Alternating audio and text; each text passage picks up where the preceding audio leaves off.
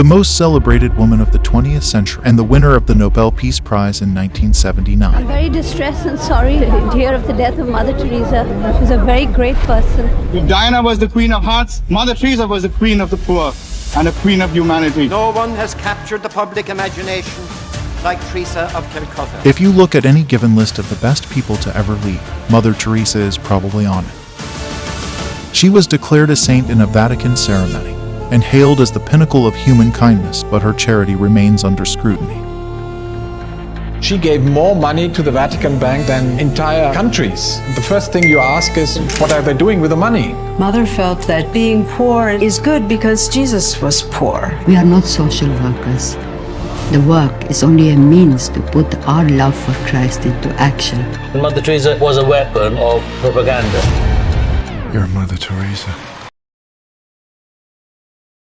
Let me tell you something. Just because someone writes it down and calls it history doesn't mean it's true. Mother Teresa was the kind of person who could succeed in raising money for charitable causes.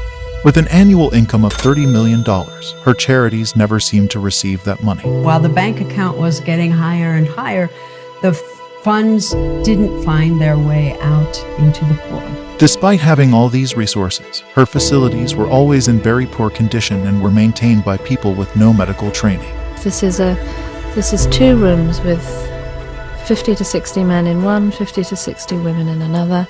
They're dying. They're not being given a great deal of medical care. They're not being given painkillers really beyond aspirin and maybe, if you're lucky, some Brufen or something for the sort of pain that goes with terminal cancer and the things that they were dying of. And I thought, what's the point?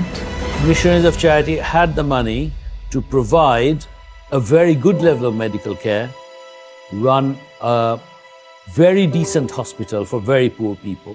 They never did any of those.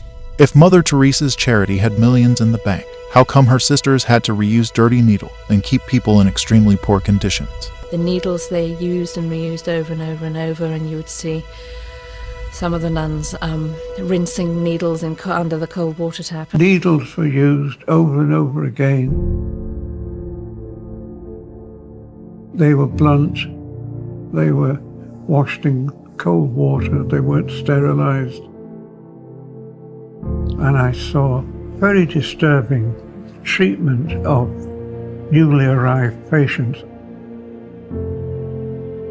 There was one young woman with terrible burns and no painkillers. We managed to get morphine and smuggled the morphine into this woman and helped her with her pain. But that was a ridiculous thing to have to do. Children were left neglected by the nuns. I was in complete despair. All of this is because Mother Teresa didn't believe in giving people pain medicine, no matter how much pain they were in. She believed pain brought people closer to Jesus and the suffering he went through. It is necessary for us to have that very close contact with Christ and the Blessed Sacrament, because Jesus in the appearance of bread and Jesus in the appearance of the broken bodies of our poor is the same Jesus. The biggest thing that I think that Mother Teresa should maybe be held accountable for is this cult of suffering that she's created. She definitely has a kind of harsh side. People are not even aware how extraordinarily she harmed this city. They had to toilet, to defecate and urinate in front of each other in that so-called home for the dying. If the money is not being used for her charity, where has it gone? Even today, years after Mother Teresa's death, all this money is still being held by the Vatican with no indication of what they're used for. I wouldn't be alive had it not been for Mother Teresa. Saint Teresa of Calcutta has given me life. So she means the world to me, just like my birth mother does, and just like my adopted mother does.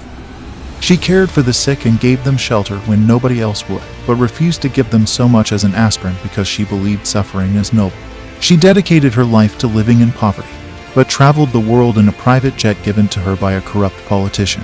She taught compassion and charity, but spent time supporting some of the most violent, brutal dictators the last half of the 20th century produced. A lot of her money came from very questionable people, corrupt politicians, tycoons, and even dictators. All of them loved the chance to donate to Mother Teresa.